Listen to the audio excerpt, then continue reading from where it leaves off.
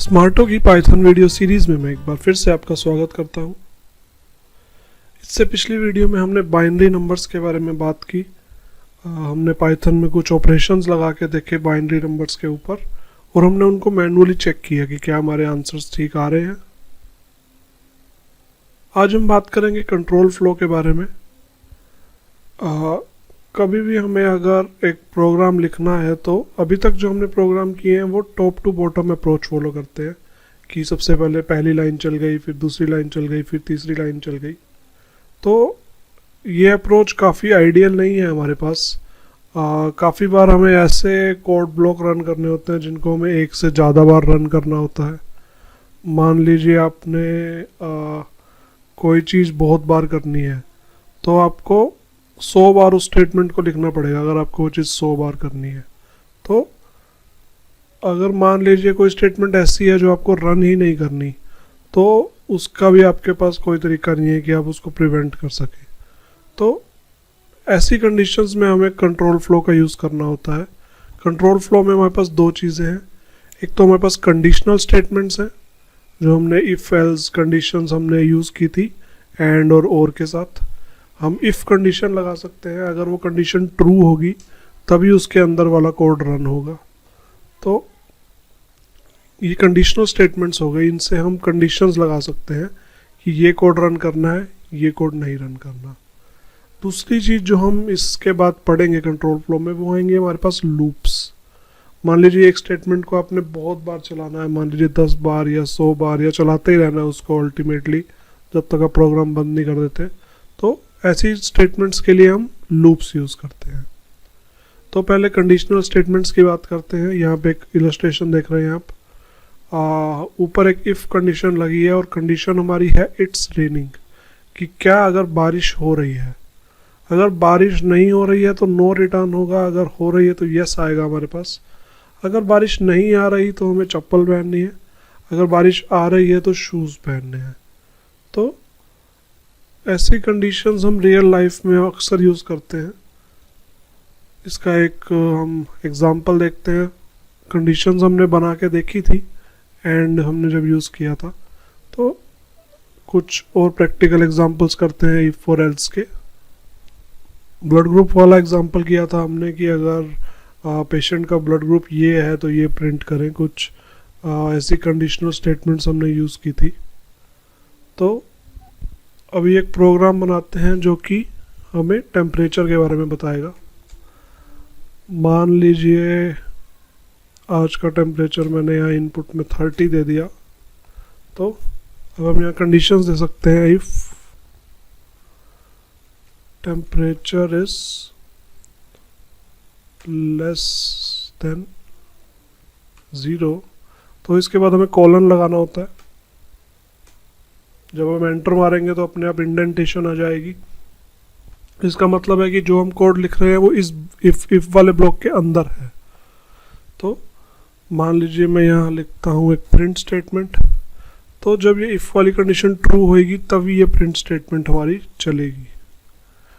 It's very cold. अब अगर हमें एक इफ लगाया है, इसके बाद हम चाहते हैं कि जो बाकी वाले इफ्स हैं वो इंटरप्रेट ना हो, तो हम इफ के साथ एल इफ लगा सकते हैं, यानी कि ये एल्स इफ होता है। अगर मैं आपको डिफरेंस बताऊंगा इसके बाद। अगर मैं यहाँ पे इफ लगाता तो क्या डिफरेंस आता। मान लीजिए मैं यहाँ एक टेम्परेचर का बनाता हूँ। अगर टेम्परेचर 0 से ज़्यादा है एंड, जैसे हमने एंड स्टेटमेंट वहाँ पे पढ़ी थी, ये दोनों कंडीशन ट्रू होंगी तभी ये चलेगा। अगर टेम्प 0 से तो ज़्यादा है लेकिन 30 से कम है या 20 से कम है, प्रिंट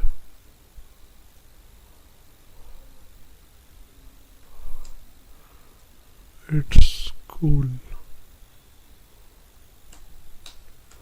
एक L4 लगाते हैं, इसी को कॉपी कर लेते हैं।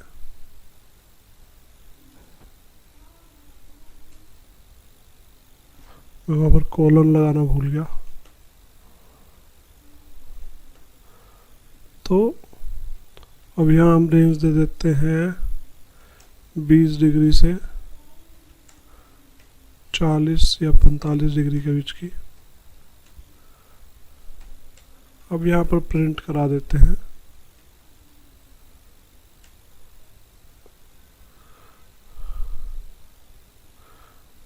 It's very hot climate.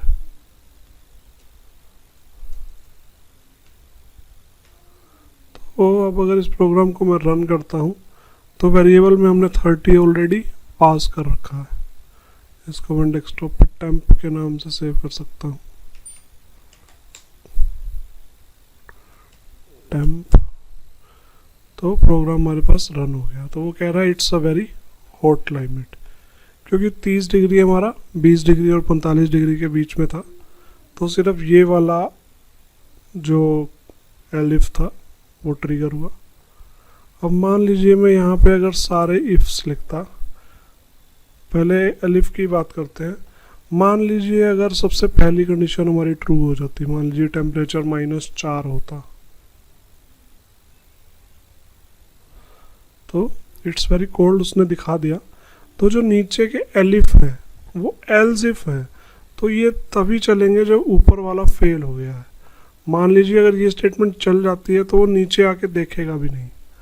मान लो मैं यहाँ पे फिर से एक वो लगा देता हूँ, मैं यहाँ पे एक इक्वल ही लगा देता हूँ, एक एलिफ लगाते हैं जो कि चलना चाहिए कायदे से। मैं यहाँ लिखूँगा टेम्प इक्वल टू -4। अब मैंने बिल्कुल सही स्टेटमेंट लिखी है।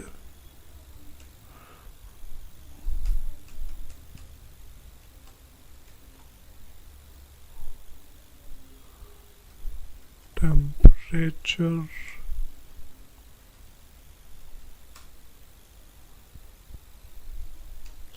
इज -4। रन करके देखते हैं। मैं यहाँ पे कॉलन लगाना भूल गया।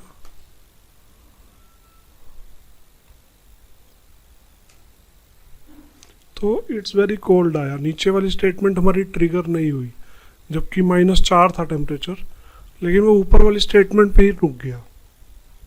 ऐसा इसलिए हुआ क्योंकि हमने एल्स इफ लगाया हुआ है। एल्स मतलब कि अगर ये नहीं तो ये, लेकिन अगर ये ऑलरेडी चल जाती, इनमें से कोई भी इससे ऊपर वाली स्टेटमेंट चल जाती, तो वो नीचे वालियों को चेक ही नहीं करेगा। तो ये सारा कोड ब्लॉक एक तरह से अपने आप में एक ही है। मान लो कोई ऊपर वाली स्टेटमेंट ट्रिगर हो जाती है तो नीचे वाली वो चेक करने की कोशिश भी नहीं करेगा। यही अगर मैं इफ लगाता हर जगह, तो ये सारे अपने आप में अलग अलग कोड ब्लॉक्स हैं। अब मान लो मैं इसको रन करता हूँ तो दोनों लाइनें मेरे पास प्रिंट हुई, क्योंकि ये एक सेपरेट कोड ब्लॉक है, ये एक सेपरेट कोड ब्लॉक है, ये एक सेपरेट कोड ब्लॉक है और ये फिर से एक सेपरेट कोड ब्लॉक है। अगर मैं एल्स इफ लगाता तो ये सारा एक सिंगल कोड ब्लॉक होता। और मैं एक एल्स भी लिख सकता हूँ यहाँ पे, विदाउट अ कंडीशन। इसका मतलब है कि भाई अगर कुछ भी ऊपर का नहीं चला, ऊपर की सारी चीज़ें अगर गलत हैं तो ये हो। अब हम अगर आप ऊपर देखें तो हमने 45 से ऊपर अगर टेम्परेचर हो तो उसकी कोई बात नहीं की है। तो मान लो मैं यहाँ पे लिखूँ इट्स बर्निंग हॉट एयर। अब यहाँ जैसे 4 है, मैं 45 से ऊपर अगर कुछ भी देता हूँ, मान लो मैं 60 डिग्री का टेम्परेचर यहाँ पे देता हूँ, तो हमारी एल्स वाली कंडीशन चल गई। एल्स वाली कंडीशन में हमें यहाँ पे लिखना नहीं पड़ता कि भाई क्या कंडीशन ट्रू होनी चाहिए। एल्स तब फायर होती है जब ऊपर वाली कंडीशन कोई भी ट्रू नहीं होती। तो इफ से हमारी कंडीशन स्टार्ट होती है।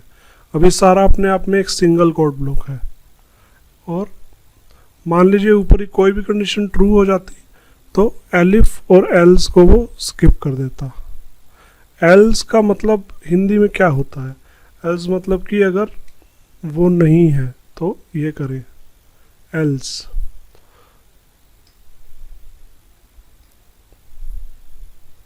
इसके बाद की बात करते हैं। कंडीशनल के बाद हमारे पास लूप्स आते हैं। लूप्स हम तब यूज़ करते हैं जब हमें एक स्टेटमेंट एक से ज़्यादा बार रन करनी हो। हमारे पास 3 तरह के लूप्स हैं, फॉर, वाइल और डू वाइल। तो इनको भी हम प्रैक्टिकली करके देखें तो ज़्यादा बेटर रहेगा। लूप्स हम इसलिए यूज़ करते हैं अगर हमें एक स्टेटमेंट एक से ज़्यादा बार चलानी है।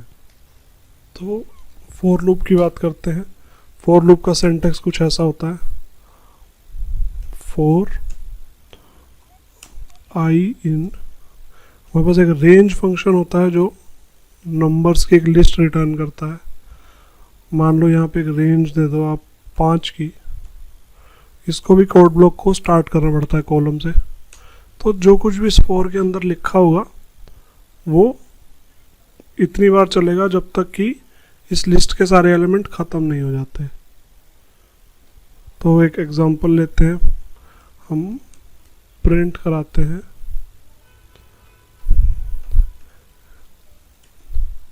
एक स्ट्रिंग प्रिंट कराते हैं। मैंने इसको रन किया तो मेरे पास 5 बार यहाँ पे हेलो लिखा गया, हेलो हेलो हेलो हेलो। तो लूप्स का यही काम होता है। मान लीजिए आपको एक कंडीशन एक से ज़्यादा बार चलानी हो, काफ़ी बार आप इनका यूज़ करेंगे। तो इसके एलिमेंट्स की बात करते हैं एक बार। ये जो आई है हमारा, इसको आइटरेटर कहते हैं हम।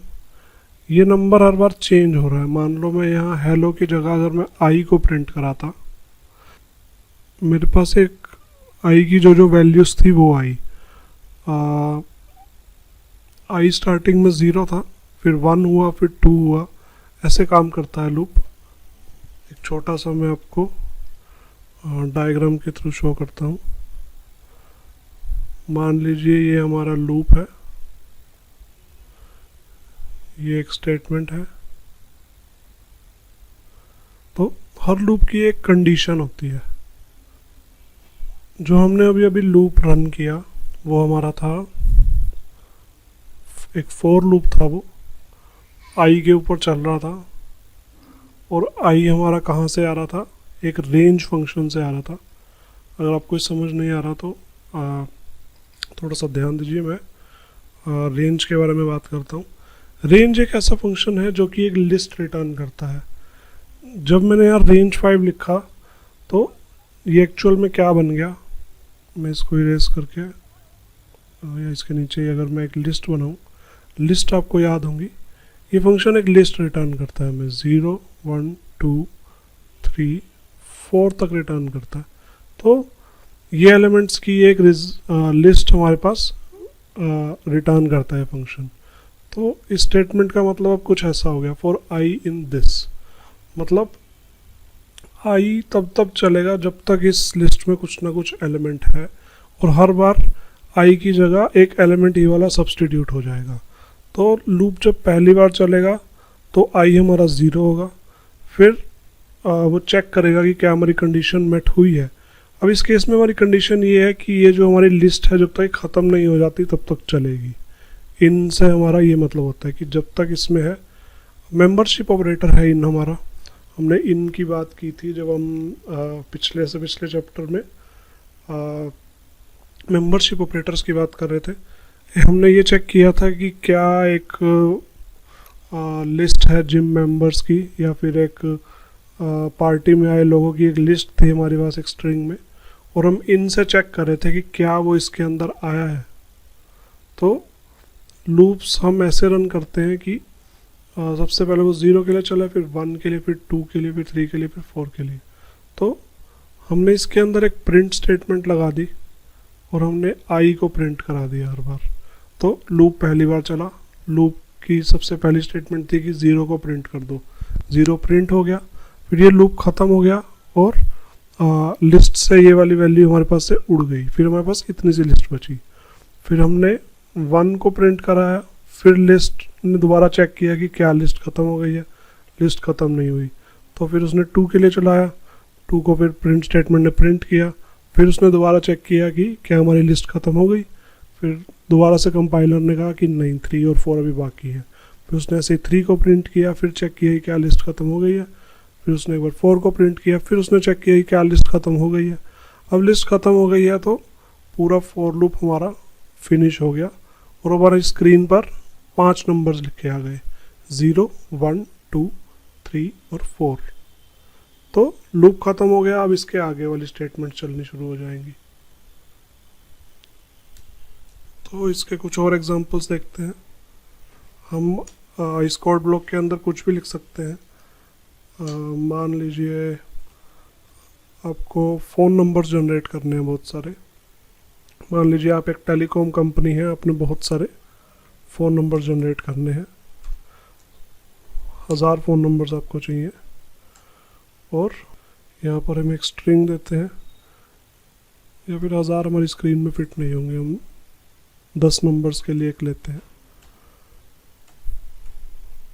प्रिंट करते हैं हम एक, हमारे नंबर का हम जो प्रीफिक्स है वो प्रिंट करते हैं। मान लीजिए हमारा नंबर है 94162678 अब इसके बाद मैं अपेंड करा देता हूँ आई को। तो हमारे 9 डिजिट ये हो गए, 10वां डिजिट हमारा रेंज फंक्शन से आएगा। मान लीजिए मैं इसको रन करता हूँ तो मेरे पास 10 फ़ोन नंबर आ जाएंगे। ओके, कॉन्कैटिनेशन में हमारे पास क्या होता है, जैसा कि हमने स्टार्टिंग में देखा था, हमारा सबसे पहला एरर हमने यही स्टडी किया था, टाइप एरर्स होते हैं हमारे पास। ये एक स्ट्रिंग है, अब हमें तो ये दिख रहे हैं कि इसमें सारे नंबर्स हैं, इसमें अल्फ़ाबेट्स भी तो मैं लिख सकता था। अब कंप्यूटर को ये नहीं पता कि ये स्ट्रिंग के अंदर मैं एक नंबर कैसे ऐड करूं। हमारे पास 2 ऑप्शन है इस प्रॉब्लम से निपटने के लिए। या तो हम एक str फंक्शन इसके ऊपर लगा सकते हैं, मतलब हम i को str में कन्वर्ट कर सकते हैं, यानी कि स्ट्रिंग में कन्वर्ट कर सकते हैं रियल टाइम में। अब अगर मैं इसको रन करूँगा तो मेरे पास यहाँ पे आउटपुट आ गया, 10 फ़ोन नंबर्स आ गए, 0, 1, 2, 3, 4 ऐसे मेरे पास 10 फ़ोन नंबर आ गए। या फिर इसका एक हल और ये था कि मैं यहाँ पर एक इस वाले को इंट में कन्वर्ट कर दूँ। अभी आपको ठीक तो लग रहा होगा, लेकिन ये एडिशन करेगा, ये लास्ट वाले डिजिट में यहाँ पे हमारे पास एडिशन कर देगा। ये 4 के अंदर एक चीज़ बढ़ा देगा, ये 9 डिजिट नंबर के अंदर 1 ऐड कर देगा, फिर 2 ऐड कर देगा। ये कॉन्कैटिनेशन नहीं करेगा, ये एडिशन करेगा। एक बार सोच के देखिए इस बार। ये मान लीजिए 84 है, 84 में 0 ऐड करेगा। तो रन करके देखते हैं एक बार से, हमारा एक्सपेक्टेड आउटपुट नहीं आएगा यहाँ पे। ये देखिए 4 पे हमारा ख़त्म हो गया, 0 ऐड हुआ। फिर अगले वाले में 5 में इसने एक वैल्यू ऐड कर दी, मतलब ये 9 डिजिट का नंबर रिटर्न कर रहा है। हमने ऐसा नहीं सोचा था, ये नहीं चाहते थे हम। तो एक्चुअल में इसका एक सोल्यूशन और है, मैं इसके आगे अगर 0 लगा देता हूँ तो उसके बाद इसको रन करता हूँ तो हमारा एक्सपेक्टेड आउटपुट आएगा। मैथमेटिकली आप ये चीज़ एक बार सोच के देखिए। स्ट्रिंग्स में हम कॉन्कैटिनेट कर रहे थे, लेकिन अगर हम नंबर्स को ऐड करेंगे तो वो एडिशन कर रहा है हमारे पास, तो 0 लगाने से हमारी प्रॉब्लम भी सॉल्व हो सकती थी। तो आप टाइप कास्टिंग कर सकते हैं। अगर आपने इंट में करनी है तो आप इंट फंक्शन कॉल कर सकते हैं स्ट्रिंग के बाहर की तरफ। मान लीजिए आपको एक इंट को स्ट्रिंग में कन्वर्ट करना है तो आप आई के बाहर स्ट्रिंग फंक्शन कॉल कर सकते हैं। ये हम इसलिए कर रहे हैं ताकि हमारा टाइप एरर रेज ना हो। अब हमें यहाँ 0 की जरूरत नहीं है, नहीं तो 11 डिजिट का नंबर आ जाएगा हमारे पास। तो ये एक तरीका है आपका लूप्स को यूज़ करने का। लूप्स की भी हमारे पास और भी टाइप्स होती हैं। इसके बाद हमारे पास वाइल लूप है। मैं दोनों के डिफरेंस के बारे में एक बार बात करता हूँ आपसे। हमारा फॉर लूप कुछ ऐसे काम कर रहा था। ये हमारा फॉर लूप हमने ऐसे लिखा था, फिर यहाँ पे हमारी कंडीशन थी, एक लिस्ट हमने ली थी जिसमें काफ़ी सारे एलिमेंट्स थे। फिर इसके अंदर ही हमारा लूप ख़त्म हो जा रहा था। यहाँ पे हमारी स्टेटमेंट्स थी। हमारा इतना सा था फॉर लूप। अगर हम वाइल लूप की बात करें, वाइल लूप हम तब यूज़ करते हैं जब हमें यहाँ स्टेटमेंट्स के अंदर ही कंडीशन स्पेसिफाई करनी हो। इंक्रीमेंट यहाँ पे होता है हमारा, यहाँ पे हमारी कंडीशंस कुछ अलग तरह से लगती है, हम वो इन वाला कीवर्ड यूज़ नहीं करते। एक छोटा सा एग्जांपल देखते हैं, ऐसे डायरेक्टली आपको शायद समझ ना आए। उसी पिछले वाले प्रोग्राम को हम वाइल लूप से करके देखते हैं। इसको मैं कमेंट कर देता हूँ हैश लगा के। तो वाइल लूप में अगर हम सेम चीज़ करना चाहें तो हमारा कुछ ऐसा रहेगा। वाइल हमें यहाँ पे एक नंबर भी बाहर डिफाइन करना पड़ेगा, i = 0। जब तक हमारा i 10 से कम है, i में एक बढ़ाते जाओ। सिंपल लॉजिक है। और ये वाली प्रिंट स्टेटमेंट आ जाएगी हमारे यहाँ पे। फॉर लूप हमारा सारा काम कर रहा था, कंडीशन चेक करने की भी, रेंज जनरेट करने का काम भी फॉर लूप कर रहा था। तो अगर आपको कंडीशन आपको ढंग से पता नहीं है कि भाई क्या रहेगी, या फिर थोड़ा और कंट्रोल चाहते हैं अगर आप अपने लूप पे, तो आप वाइल लूप यूज़ करेंगे। अगर आप इन दोनों लूप्स को देखें तो बिल्कुल सेम चीज़ हो रही है दोनों में। वो लेकिन हमारा 2 लाइंस में ख़त्म हो गया। यहाँ हमने 4 लाइंस लिखी है। सबसे पहले हमने एक वेरिएबल डिक्लेयर किया है, इसको हम इनिशियलाइजेशन भी बोलते हैं। इनिशियलाइजेशन। फिर ये हमारा लूप है विद कंडीशन, क्योंकि हमारी i <10 हमारी कंडीशन है। इसको हम कहेंगे इंक्रीमेंट, क्योंकि हमारी जो कंडीशन में नंबर में इंक्रीमेंट हो रही है वो यहाँ से हो रही है। और ये हमारी एक्चुअल स्टेटमेंट है जो हम चलाना चाहते हैं। फॉर लूप को मैं मिटा देता हूँ अगर आपको कंफ्यूजन हो रही है। अब अगर मैं इसको रन करूँगा तो सेम आउटपुट आएगा मेरे पास, लेकिन क्योंकि हमने इंक्रीमेंट पहले कर दी है तो हमारा 1 से शुरू हुआ है और 10 तक गया है। इंक्रीमेंट को मैं एक लाइन आगे कर देता हूँ। यहाँ पे पहले प्रिंटिंग कराते हैं, फिर इंक्रीमेंट कराते हैं।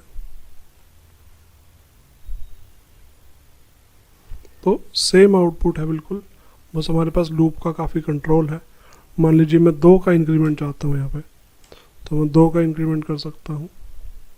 मान लीजिए सिर्फ इवन नंबर आप जनरेट करना चाहते हैं तो 0 2 4 6 8। इंक्रीमेंट पे हमारा कंट्रोल आ गया, कंडीशन पे हमारा कंट्रोल आ गया। जैसे कि हम मान लीजिए कोई चाहता है कि नंबर के लास्ट में एंड लिखते हैं यहाँ पे,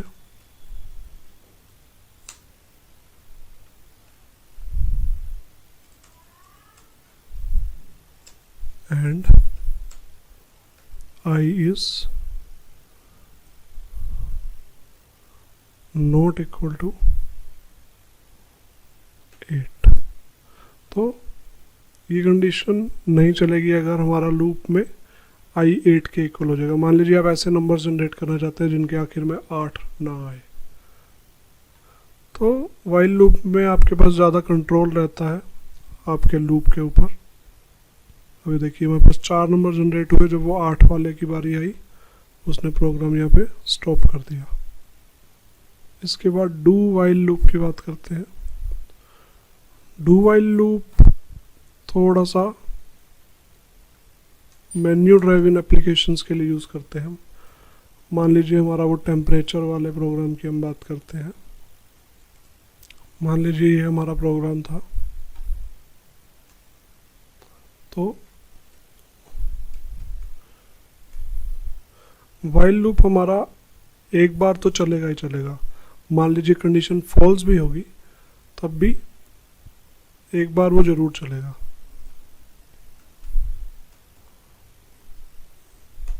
while temperature is less than -4, मैं इस सारे को वाइल लूप के अंदर डालता हूँ। सारे को मैंने सिलेक्ट किया और इसको इंडेंट दे दिया टैब दबा के, तो ये सारा कुछ वाइल लूप के अंदर आ गया।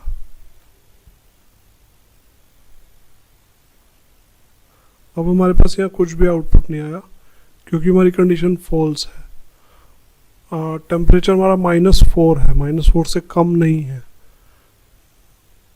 मान लीजिए मैं -1 कर देता हूँ क्योंकि हमारा टेम्परेचर -1 से कम है, -4 नीचे आता है। तो हमारा लूप चलता ही जा रहा है, चलता ही जा रहा है, चलता ही जा रहा है। एक तरह से इनफाइनाइट लूप बन गया है क्योंकि टेम्परेचर -1 से कम है, हाँ है, तो ये सारा चल गया। फिर उसने चेक किया -1 से कम है, हाँ बिल्कुल है, तो वो माइनस होता ही जा रहा है, होता ही जा रहा है, होता ही जा रहा है, और ये हमारी कंडीशन कभी भी फॉल्स नहीं होगी। तो ये प्रोग्राम हमेशा ही चलता रहेगा। ऐसे प्रोग्राम्स को रोकने के लिए आप Ctrl+C दबा सकते हैं, इनफाइनाइट लूप में जो आपके प्रोग्राम्स फंस जाए। तो इनफाइनाइट लूप्स भी हमारे कई बार काम आते हैं। कुछ प्रोग्राम्स होते हैं जैसे आपकी ATM मशीन है। ATM मशीन में आप एक इनफाइनाइट लूप लगाएंगे कि जब ट्रांजैक्शन ख़त्म हो जाए तो सब कुछ फिर से चालू हो जाए। मतलब एक बंदा सिलेक्ट करेगा कि कैश विड्रॉल करना है, ठीक है, उसका कैश विड्रॉल हो गया तो प्रोग्राम फिर से रीस्टार्ट करना है हमें। तो ये हम एक डू वाइल लूप के अंदर लगा सकते हैं। मान लो मैं यहाँ पे डू लिखता हूँ तो भी जो कंडीशन है वो एक बार तो रन होगी ही होगी। तो अगर हमारी जो कंडीशन है वो मान लीजिए फेल हो जाती है और हमारा कोई इंक्रीमेंट या डिक्रीमेंट का ऑप्शन नहीं है हमारे पास, तो इनफाइनाइट लूप बन जाता है हमारे पास। ओके, इस छोटे से डेमो को देखते हैं एक बार। हमारा टेम्परेचर भी -4 है और टेम्परेचर में हमने ग्रेटर देन -4 लिखा हुआ है। थोड़ा चेंज करते हैं बेटर अंडरस्टैंडिंग के लिए। मान लीजिए हमारा टेम्परेचर 0 है और हमारा वाइल लूप तब चलेगा जब टेम्परेचर 0 है, तो कंडीशन ये हमेशा ट्रू रहेगी और कोई इंक्रीमेंट इंक्रीमेंट इसके पास नहीं है। इनफाइनाइट लूप की बात करते हैं। मान लीजिए टेम्परेचर हमारे पास 5 है और मैंने कंडीशन भी वाइल की यही लगाई है कि टेम्परेचर इक्वल टू 5 है। तो अगर मैं इसको भी रन करता हूँ तो ये मेरे पास चलता ही जा रहा है, चलता ही जा रहा है। ऐसा इसलिए हुआ क्योंकि ये एक इनफाइनाइट लूप है। टेम्परेचर 5 है और वाइल की कंडीशन भी यही है कि टेम्परेचर 5 है और नीचे हमने कोई इंक्रीमेंट नहीं किया कि टेम्परेचर हमने एक बढ़ा दिया हर लूप के बाद या फिर घटा दिया। तो टेम्परेचर हमेशा 5 ही रह रहा है और टेम्परेचर शुरू से 5 ही था, तो हमेशा कंडीशन ट्रू होती जा रही है और हमारा ये इट्स कूल वाला जो कोड ब्लॉक है वो बार बार ट्रिगर हो रहा है। तो इनफाइनाइट लूप्स के कुछ फ़ायदे भी होते हैं हमारे पास। जैसे आप अगर एक ATM मशीन को देखें, ATM मशीन का मेन्यू ऐसे ही बनाया गया होता है, एक इनफाइनाइट लूप बना दिया गया जाता है, फिर सारे बटन्स को ऑप्शन दे देते हैं कि इस बटन से ये होगा, इस बटन से ये होगा, और जब वो कोड ख़त्म होता है तो वो लूप फिर से चल पड़ता है। तो मान लीजिए आपने पैसे निकलवाए तो वो एक सारे लूप में चल रहा था और हमारा लूप रीसेट होता है और फिर से वही मेन्यू अगले आने वाले आदमी को दिख जाता है। तो पाइथन में मान लीजिए आपको एक इनफाइनाइट लूप बंद करना है तो आप इसको क्रॉस कर सकते हैं या फिर Ctrl+C दबा सकते हैं, जिससे कि हमारा कीबोर्ड इंटरप्ट आ जाएगा। यहाँ पे Ctrl+C मैंने दबाया तो कीबोर्ड इंटरप्ट नाम का इसने यहाँ पे एक एरर थ्रो कर दिया और हमारा कोड यहाँ पे एग्जीक्यूट होना बंद हो गया। तो लूप्स के बारे में बात की हमने और कंडीशनल स्टेटमेंट्स के बारे में बात की हमने इस क्लास में। मिलते हैं नेक्स्ट क्लास में। Thank you.